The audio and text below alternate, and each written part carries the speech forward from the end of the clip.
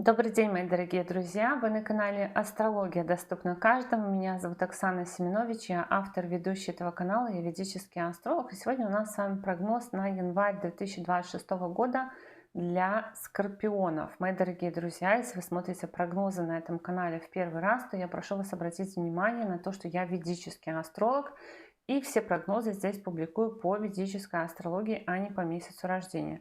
И для того, чтобы вы могли смотреть правильные прогнозы, чтобы он у вас работал, я вам рекомендую построить свой гороскоп в ведическом стиле и узнать свой восходящий знак. Как это сделать, я рассказывала в видеоинструкции, которая у вас сейчас появится по ссылке в правом верхнем углу. И ссылка на эту видеоинструкцию будет также в описании, в комментариях к этому видео. И в описании, в комментариях к этому видео есть ссылка на мой сайт, где можно записаться на обучение ведической астрологии, либо на составление личного гороскопа. В общем, постройте по ссылке свой гороскоп, узнайте свой восходящий знак, но если вы не знаете точное время своего рождения, то тогда посмотрите на то время, на которое вы знаете, постройте гороскоп и посмотрите, в каком знаке зодиака у вас находилась Луна в день вашего рождения. Помимо этого, еще под каждым видео пересчитаны даты, в которых Солнце было в тех или иных знаках зодиака. Это как бы не самые рабочие прогнозы, но в крайнем случае можно смотреть по дате рождения, только по той дате, которая написана под видео. И что самое важное, что самый главный прогноз — это асцендент, потом знак зодиака Луны. Для асцендента прогнозы вообще лучше всего работают. И наравне с асцендентом можно сказать, что прогнозы для знака зодиака Луны. В общем, когда определитесь, смотрите видео для своего знака, а не просто потому, что я родился в мае, я телец и буду смотреть тельца. Ну и теперь давайте говорить о том, что же ожидает скорпионов в январе 2026 года. Первое январское событие для вас — это полнолуние в вашем 8-м доме гороскопа. 8-й дом — это дом неожиданностей, и начало января у вас вообще будет такое прям про деньги, много про деньги. Полнолуние в 8-м доме гороскопа — это всегда то, что трудно спрогнозировать. Это могут быть какие-то события из ряда вон, либо это могут быть события, которые вы не планировали, на которые вы не рассчитывали. А бывает так, что полнолуние приносит нам завершение в 8-м доме гороскопа каких-то дел, которые мы очень долго ждали, когда же они завершатся, когда же они разрешатся, то есть какая-то кульминация по событиям нашей жизни. Также полнолуние в 8-м доме гороскопа может давать и какие-то экстренные события, либо полнолуние может давать вот это вот вопросы налогов, вопросы страховок, вопросы каких-то перерасчетов финансовых, чужих денег и так далее. И я напомню, что вот вы входили в январь со скоплением планет в вашем 2-м доме гороскопа, в доме денег. Это транзиты у нас переместились во 2-й дом гороскопа. В середине примерно декабря они там начали все переходить. И январь мы встречаем с планетами во 2-м доме гороскопа. То есть начало года у нас про деньги. Где взять деньги, сколько денег, на что потратить деньги, что купить, как саккумулировать на какую-то покупку, как распределить, возможно, и по работе переговоры по деньгам, по уровню зарплаты и так далее, и так далее. Но не только деньги, это там еще и с родителями могут быть разговоры еще про зубы, про зрение, может идти речь про уровень энергии, про уровень ресурсов, которыми вы обладаете. То есть я устал, я хочу отдохнуть, когда же я там буду отдыхать? Но пока что не до отдыха, потому что в январе, опять же, этот фокус у нас смещается в другой дом гороскопа, в 3-й дом гороскопа. С 13 января по 5 февраля по 3-му дому гороскопа пойдет Венера. И Венера в 3-м доме гороскопа может давать такой флирт в соцсетях, флирт в переписках, флирт в коммуникациях.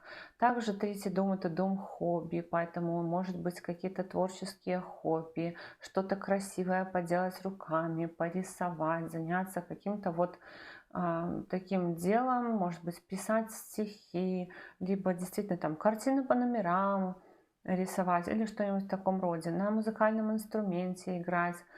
Также Венера здесь у нас указывает на то, что могут передаваться посылки из города в город, из страны в страну, например, запчасти для автомобилей, одежда какая-то, украшения могут быть, деньги какие-то могут передаваться. Это вот такая посылочная здесь у нас Венера, какие-то поездки, связанные с друзьями, либо друзья могут куда-то уезжать, братья, сестры, либо откуда-то приезжать. Помимо этого, этот транзит Венеры на заключение каких-то сделок, соглашений партнерских. Возможно, то есть если вы, например, планируете зарегистрировать бизнес, то это, возможно, будет бизнес-партнерство.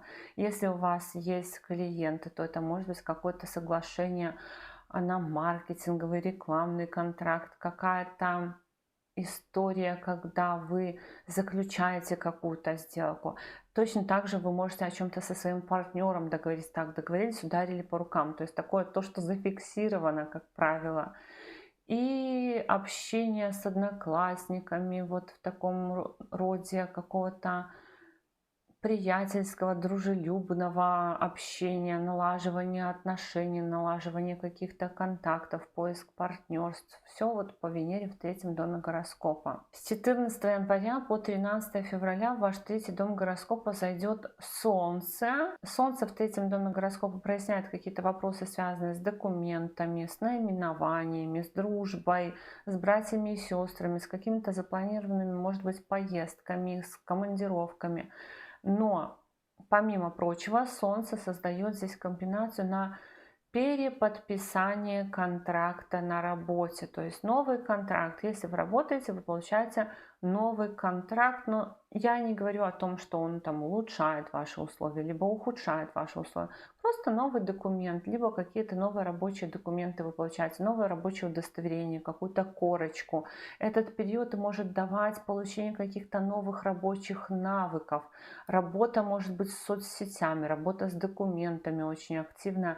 То есть именно с работой будет связано много документов, много общения в социальных сетях, может быть даже много командировок, таких поездок именно рабочих. Либо, если вы не работаете, то это точно так же могут быть какие-то общественные дела, которые вынуждают вас вести переписки, общественные дела, которые вынуждают вас с кем-то общаться, заключать какие-то, опять же, договора или договоры.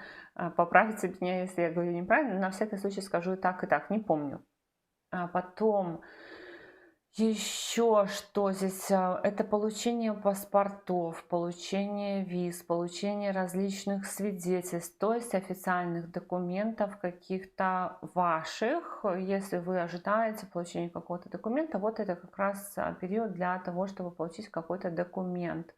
Может быть, вы можете, кстати, даже своим друзьям, своим братьям, сестрам предлагать в этот период работу. С 16 января по 23 февраля в третий дом гороскопа заходит Марс. То есть управитель всего вашего гороскопа заходит в дом, который отвечает за контакты, за коммуникации, за поездки, за дружбу, за братьев и сестер.